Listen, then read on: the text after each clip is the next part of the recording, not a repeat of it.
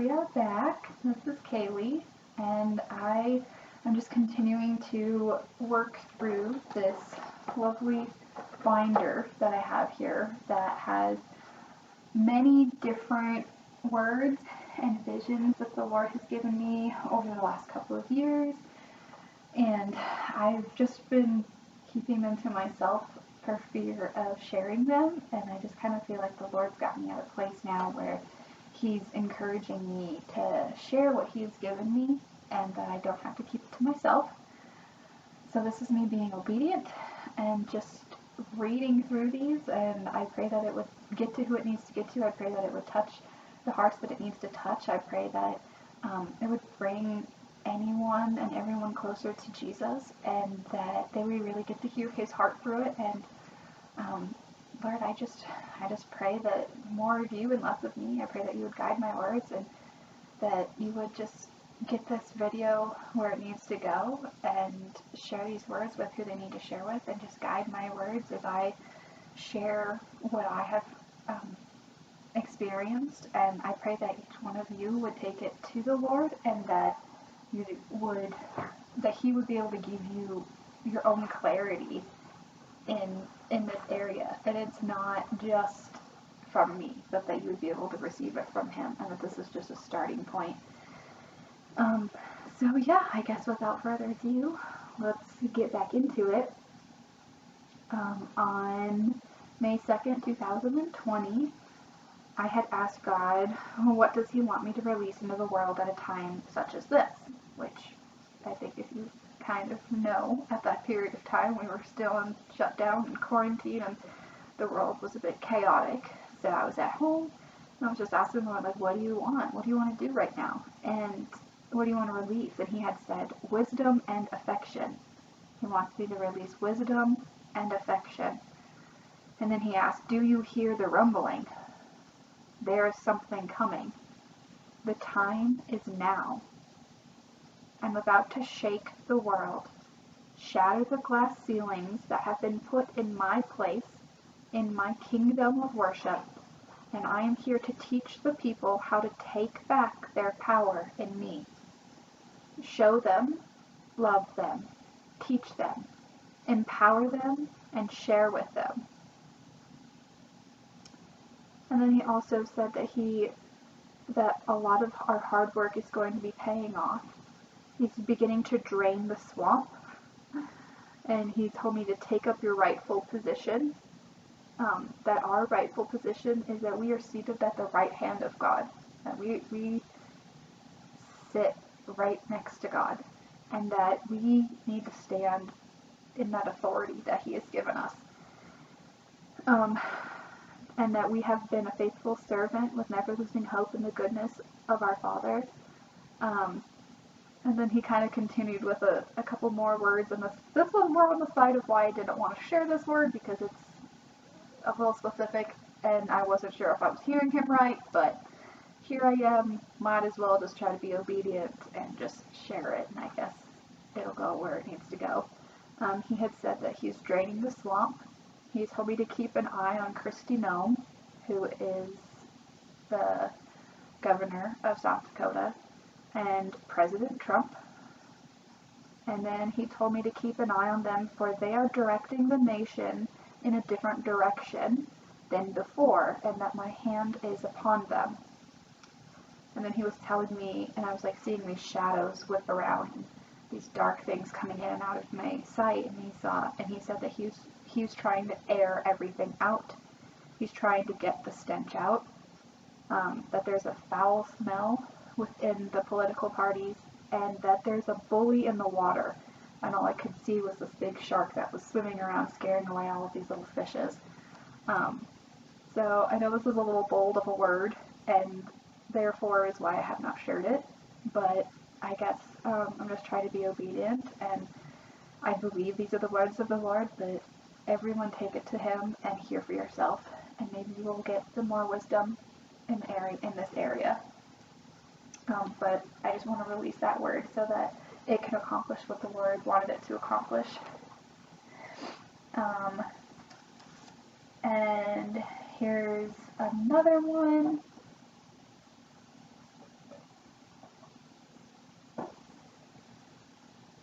This one is a really good one. I feel like it was kind of on a personal level, and it was also for a group that I was attending.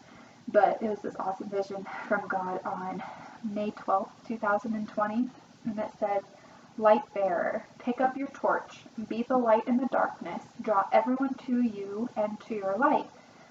Then I could hear the song from High School Musical, which I'm not going to sing it for you, but it goes along the lines of like, I want to find you there, I want to hold on tight, and I want to keep the faith. And then like it just kept repeating, keep the faith, every day. And I feel like he was saying we need to keep our faith, like keep our faith at the forefront of what we're doing. And then I heard God say, pick up your torch, like pick up the torch, light bearer. I saw the scene from National Treasure where they're ducking and maneuvering through the dark tunnel, and like their torch is leading the way, and they're just, kind of making their way through this scary tunnel. And then they come to an opening and they stand up and they begin to walk into the treasure room. But when they first get there, like they didn't really know that that was the treasure room. But it was completely dark, and so they're standing there with this one torch, and they can't see very much. They can't see very far ahead of them.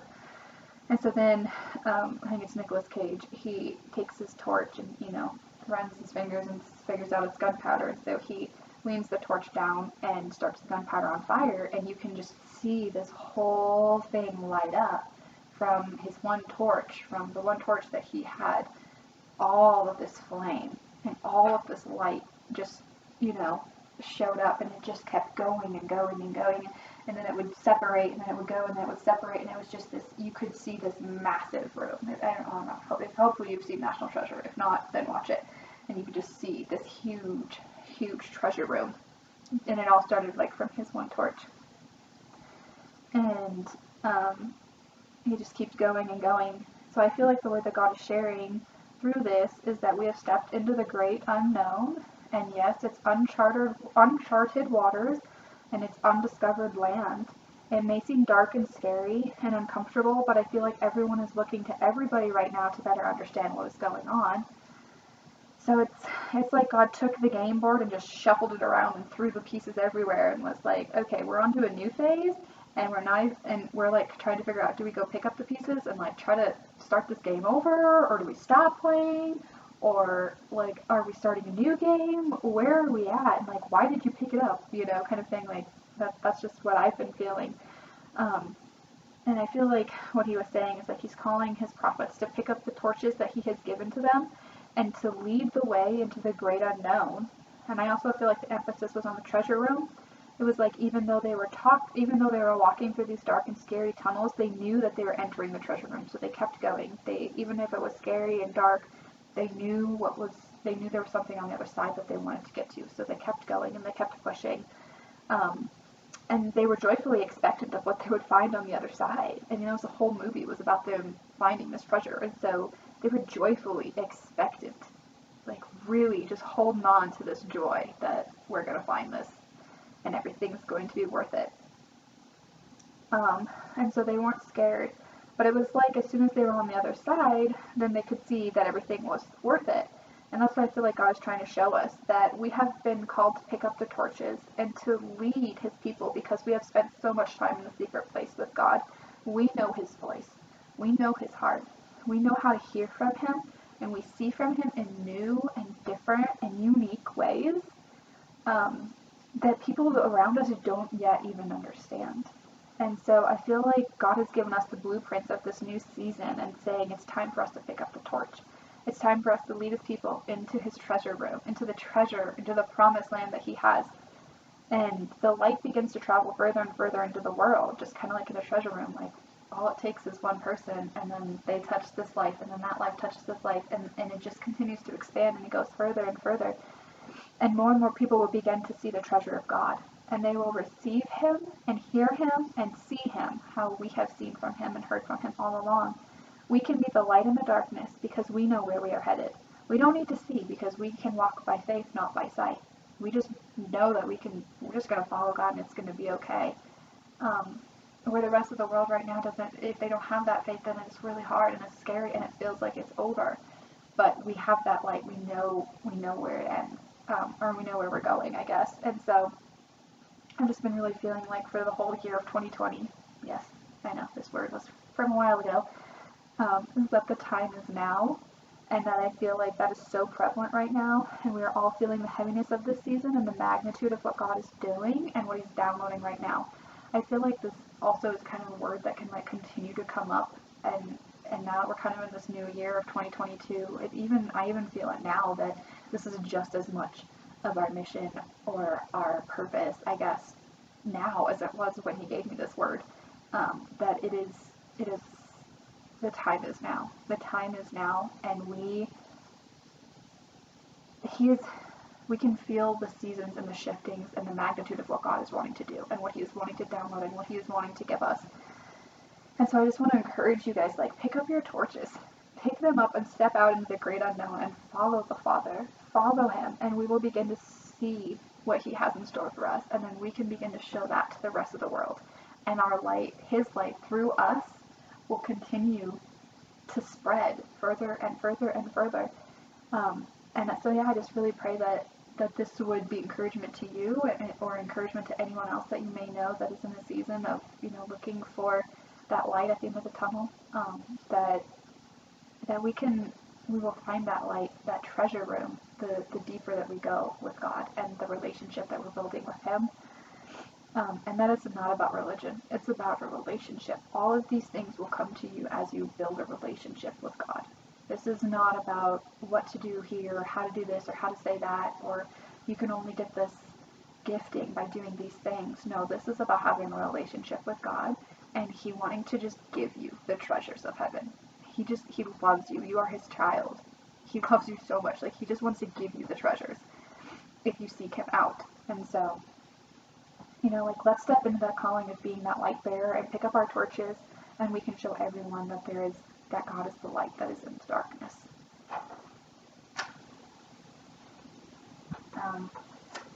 So let's see, there's another word that came really not that long after it in May on the 14th of 2020, and I feel like this was definitely for me, but hopefully someone else can relate to it, that He was asking me, like, that I needed to change the outcome of fear. And I was like, how in the world do you change the outcome of fear? And He was like, well, how do you see fear? I'm like, well, I see fear as fear itself. Like, it's something scary, like, it's not something that I really want to do. But so I'm like, what should I be seeing fear as if it's not fear? And He said that it's a learning curve. Like, fear is just a learning curve until you understand it, and then naturally you will conquer it because it has no power over you. Like, He just made it seem so simple, but it's understandable that fear is prevalent and that we feel it and it is real, but it doesn't have a hold on us. It doesn't have power over us. It's like, it's a tactic from the enemy, and the enemy is a liar. And so I feel like it was just, kind of God confirming that fear, like, we can take fear as kind of a challenge, that if you feel fear in this area, that, let God challenge that side of you. Is it challenging your beliefs? Is it challenging, challenging yourself, challenging your body, challenging your mind, your spirit, like, whatever it is? Could it just be a learning curve? And it maybe that's all it is it's just a learning curve, and then you learn from it, and it has no power over you. Now, this isn't to say that there isn't true fear, or there isn't true, real things that we should be cautious of, because there are. We live in a very broken, fallen world with bad things happening all the time, so I'm not saying that, but there is a level of self-induced fear that, like, for me, like the fear of judgment or the fear of failure. Is that real? Is that really, like, enough to not do it? Or is that a learning curve? Is that just a learning curve that, as I continue to step forward and work through those and see God's hand in the middle of it, that inevitably it's just going to simply be like, oh, that was just a learning curve. Like, that wasn't even something I needed to be afraid of. That was not real. That was just something that I had believed, or I had been conditioned to believe.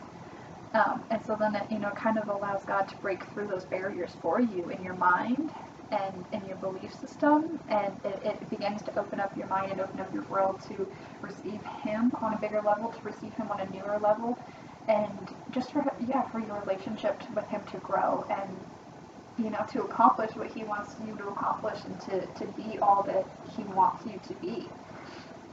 Is really just kind of looking at fear as a learning curve. It has no power over you. It has no authority over you. It is just simply a learning curve. And I would test it. I would test it and be like, is this even real? Is this even real? Show me, God.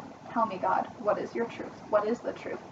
This may feel like my truth, but is that true? So for me, that has been really helpful. Really, really helpful to know that fear is just a learning curve, and you can change the outcome of it by working through it. Whew. All right, let's see. This is a really good one. But for me, like I feel like the Lord really, like I really needed it. So I hope that means that someone else could really benefit from it, because I know these words are not meant just for me. I really feel like sharing them will bring God's will to earth and his glory to earth, because he is so amazing, and I just want everyone to experience him in that same way.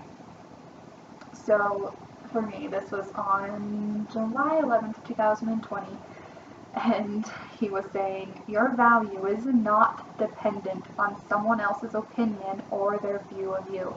All that matters is what I say about you. I have been for me personally, like I have been believing that love is conditional, and I must earn it, or I must be good enough for it, otherwise the person would leave me. It's just simply something that I've been working through. But I'm realizing, like, I can't earn it. There's no way that I will ever be good enough for God. There is no way that I could ever strive or perform well enough to earn what he freely gave. I mean, that's why he freely gave his son, because like there's no way we could do it. Like, we're human, we're gonna mess up. And so like it was all kind of dawning on me at the same time, like I can't do this. I can't be perfect. I can't get this from you. And so then I was afraid of accepting his love, because I felt like it always meant that I had to act a certain way, or that it was conditional and he could take it away from me at any moment. And so for me, this word was really personal, and I felt like God was saying that he already loves me. He already loves you. That he loved me even before I existed. Like you loved me even when you knew me. You loved me even when I messed up. You loved me when I walked away from you. You loved me when I hurt you and your children. You still love me even though I am broken and damaged and a mess. You loved me through my struggles. You still are loving me through my struggles. You have never left me. You never ran away from me. You never made me feel bad about myself. You never made me feel inadequate or not qualified or not good enough. You never questioned my worth, and you never questioned who I was or who I belonged to. You have been the only constant, stable thing in my life, the only person who gives me love without conditions or expectations. You are the only person who will always know my name and know my worth and know my destiny. You will always remind me who I belong to and how wonderful and perfect I am.